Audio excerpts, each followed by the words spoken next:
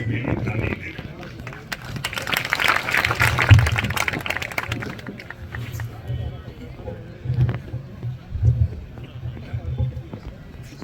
महिलाओं को लेकर के काफी कुछ कहा गया। देखो, शादीशुदा हो तो पत्नी को साथ रखा करो, वरना मन की बात भी रेडियो से करते फिरोगे।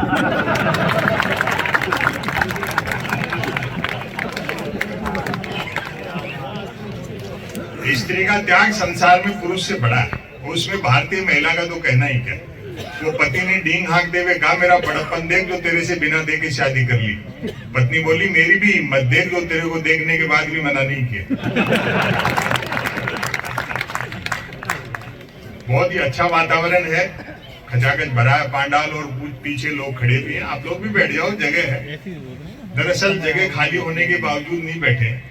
हिंदुस्तानी आदमी ऐसी किसी चीज पर बैठना ही नहीं चाहता जिस पे लेट नहीं सकता।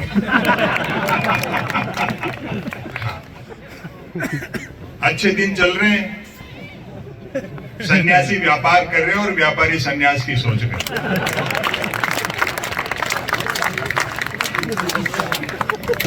आज आपने टीम बहुत अच्छी बुलाई, वरना ऐसे कवि सम्मेलन आजकल होते नहीं। मैं तो पिछले दिनों एक कवि सम्मेलन में फंसा, कवियत्री ने सरस्वती वंदना की, आत्मकीर्ति काली जी ने बहुत अच्छी वंदना की।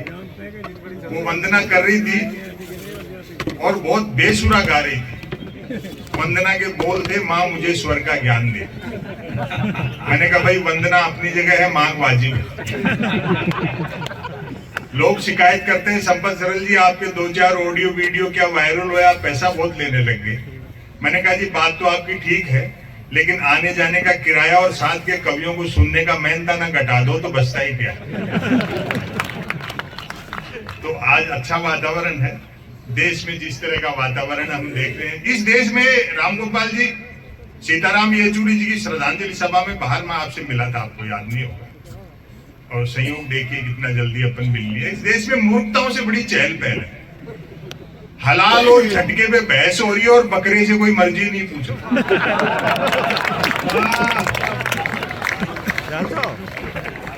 और आजकल तो एक नया फैशन आया है, हर मस्जिद में देवता ढूंढ रहे हैं। कोई भी अंधभक्ति पे आ जाए तो हर पत्थर को देवता मान लेता है। वो ऐसे ही एक अंधभक्त तो माइल स्टोन को देवता समझकर नारियल चढ़ा रहा था। तो किसी ने उसको समझाया, बोले भाई कोई देवता का चक्कर नहीं है, जिसको पूज रहा है वो तो माइल स्टोन है। वो अंधभक्ति में डूबा था। बोलो नहीं, ये साक्षात देवता है। देखो इसने यहीं से बता दिया कि दिल्ली 250 किलोमीटर।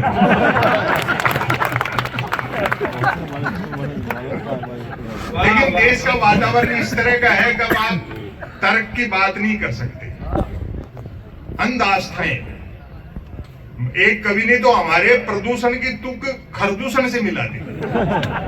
तो एक भक्त ने जूता निकाल लिया, तो कवि बेचारा डर गया। फिर उसने सफाई दी, बोले यार खरदूषण तो राक्षस थे, इसमें क्या गलत है। वो भक्त बोला, हमें भी मालूम है ये राक्षस थे, लेकिन थे तो हमारे धर्म के।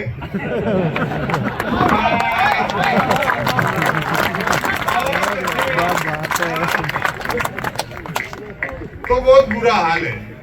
मीडिया के लोग बैठे हैं क्या यार? चलो 240 पे आए तो बैठे हैं, वरना अब तक तो लेटे थे। बैठने तो लगे। अभी मंजर भाई कह रहे थे, बोले मीडिया ऐसा मीडिया ऐसा। मैंने कहा मीडिया ऐसा नहीं, हर दौर में ऐसा ही था। ये टेलीविजन तो 47 के पहले होता तो देश आज तक आजाद नहीं होता। अखबार 3 चीजों के लिए पढ़े जा रहे हैं, बिजली कटौती, उठाओ ना और राशिफल।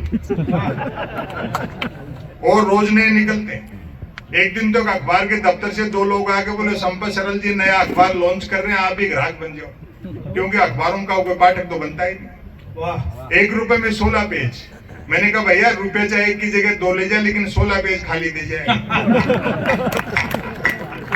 फिर मैंने रिसर्च की कि इतने अखबार बिकते कैसे। अचानक एक दिन एक अखबार के दफ्तर से फोन आया, बोले संपत सरल जी आज आपका नाम हमारे अखबार में छपा। मैंने कहा जी आपका अखबार कहाँ मिलता है? बोले हमारा अखबार कोई होकर नहीं बांटता है, जिस किसी का नाम छप जाता है दिन भर वही खरीद खरीद कर बांटता है। और टीवी वालों ने तो हद ही कर रखी है।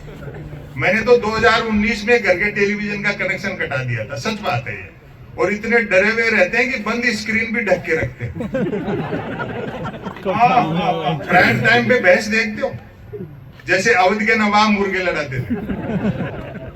4 जन बहस आते हैं, एक मुद्दे का समर्थक, दूसरा मुद्दे का विरोधी, तीसरा बुद्धिजीवी दोनों को हड़काने वाला, और चौथा एंकर तीनों को भड़काने वाला।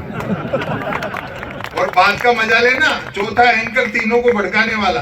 बहस होनी होती है गरीबी की रेखा पर और करते रहते हैं रेखा की गरीबी। प्रधानमंत्री कदम ताल करते हैं तो मीडिया उसको मार्च पास्ट बताता है। जिस मीडिया को जनता के लिए मोमबत्ती होना था वो सत्ता के लिए अगरबत्ती हो गई। वहीं से मैंने एक लघु कथा निकाली, सुनिए। Breaking news. व्यंग्यकार की दृष्टि मेरी पहनी होती है, वो सब चीजें समझता है। हम घबराते नहीं है कि देश में ऐसा हो रहा है वैसा हो रहा है, सब चीजें अपने आप ठीक हो जाएंगी। वो लोग कहते ना कि पार्लियामेंट तो पार्लियामेंट, लाल किले से भी झूठ बोला जा रहा है। तो मुश्ताक अहमद यूसुफी एक बड़े व्यंग्यकार हुए उर्दू के, उनका एक जुमला बहुत जोरदार है। बोले बोलने वाला और सुनने वाला दोनों ये जानते हो कि ये झूठ है तो ये गुनाह नहीं है।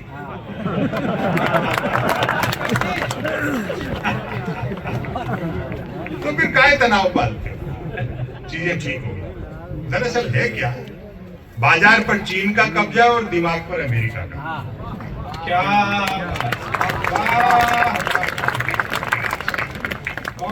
पूरी दुनिया को क्या आप समझ रहे हो नेता चला रहे हैं?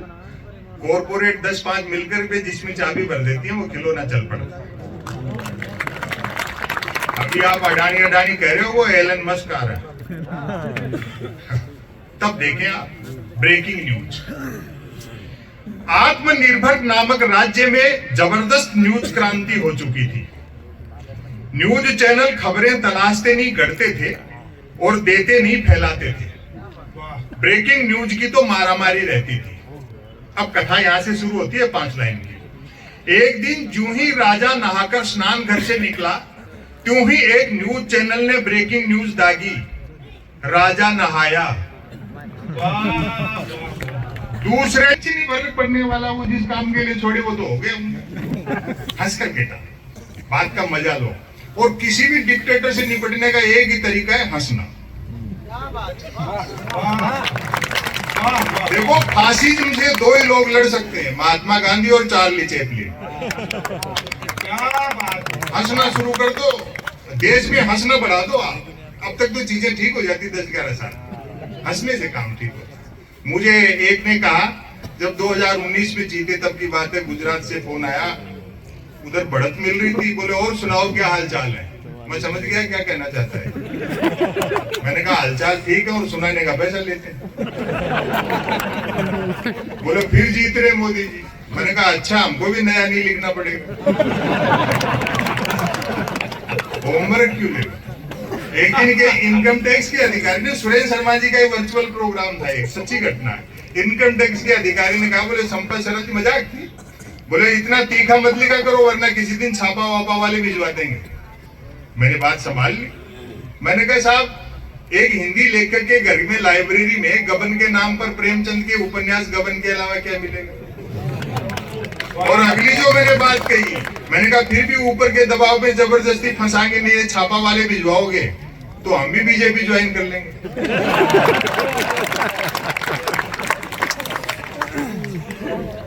शाम को जिसको भ्रष्ट कहते हैं, सुबह उसको पार्टी में मिला देते हैं। मतलब वो चोर और काला आदमी भी उज्जवल हो उठता है। शायद यही प्रधानमंत्री की उज्ज्वला योजना है। तो होमवर्क मत लिया करो, एक रचना सुना दो समय की अपनी सीमा।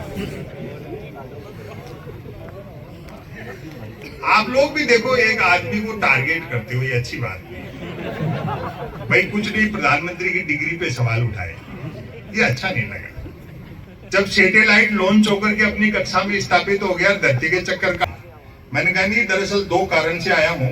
एक तो आज धनतेरस है तो कुछ ना कुछ खरीदने का रिवाज है, और दूसरा आज के दिन पूरे बाजार में आप ही के सबसे कम भीड़ है। तो वो बोला ठीक कह रहे हो, दूसरे दुकानदारों की बिक्री देखकर मैं भी सोच रहा था कि एक दिन के लिए हम भी मेडिकल की दुकान के आगे थोड़े से बर्तन लगा लेते तो 2 पैसे ठीक से कमा लेते। वो सिंह साहब है 10 दुकान छोड़ करके मेडिकल वाले, वो तो दीपावली पे पटाखे बेचते हैं। बात का मजा लेना। मैंने कहा सिंह साहब के पास पटाखे बेचने का लाइसेंस है क्या? बोलो लाइसेंस ही पटाखे बेचने का है, बिना लाइसेंस के तो वो दवाइयां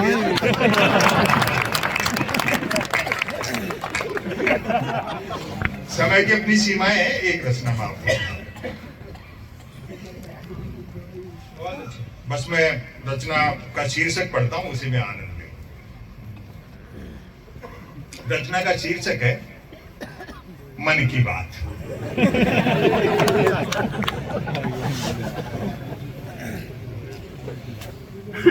दरअसल जनता दोषी नहीं है।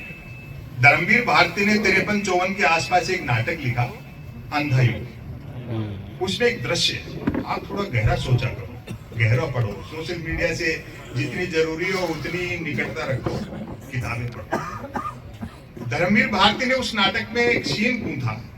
युद्ध का अंतिम दिन है, 18वां, दोपहर का समय है। धृतराष्ट्र और गांधारी महल में बैठे संजय का इंतजार कर रहे हैं कि वो आएगा तो बताएगा कि दुर्योधन जीवित है या मारा गया। 2 प्रहरी पहरा दे रहे हैं, एक का सवाल दूसरे का जवाब। आज के हिंदुस्तान का पूरा चित्रण उस 2 पंक्तियों में आ जाएगा। अचानक सन्नाटा गिरता और अंधकार बढ़ने लगता है तो एक प्रहरी ने दूसरे से कहा, बोलो ये अंधकार कैसे घट रहा है, सन्नाटा कैसे बढ़ रहा है, जरा देखना। तो दूसरे प्रहरी ने कहा, अंधे राजा की प्रजा कहां तक देखे।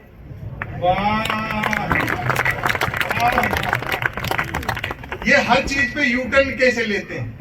जिन जिन मुद्दों पे उन्होंने 80-90 साल तक पॉलिटिक्स की, आज उनके खिलाफ है। चाहे वो स्वदेशी का आंदोलन हो, चाहे बहुराष्ट्रीय कंपनियों का मैटर हो, आधार के ये खिलाफ थे।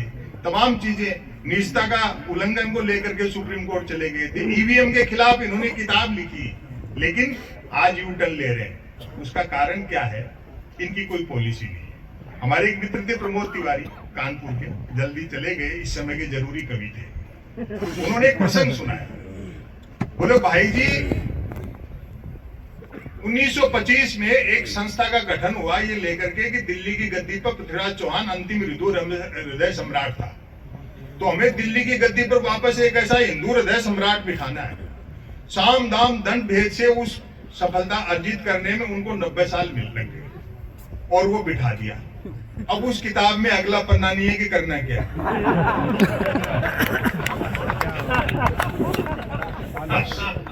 सारी समस्याएं यही। तो मैं वह रचना मन की बात, एक शब्द से कैसे कोई कुछ भी बात करे, बात कुल 2 ही प्रकार की होती हैं, एक काम की बात और दूसरी मन की बात। यदि आप मेरी इस बात से सहमत नहीं है तो फिर आपकी अलग बात है। यूं तो बात काम की हो या मन की होती, दोनों बात ही है, लेकिन दोनों में बेसिक डिफरेंस ये होता है कि काम की बात में मन नहीं होता और मन की बात में काम नहीं होता।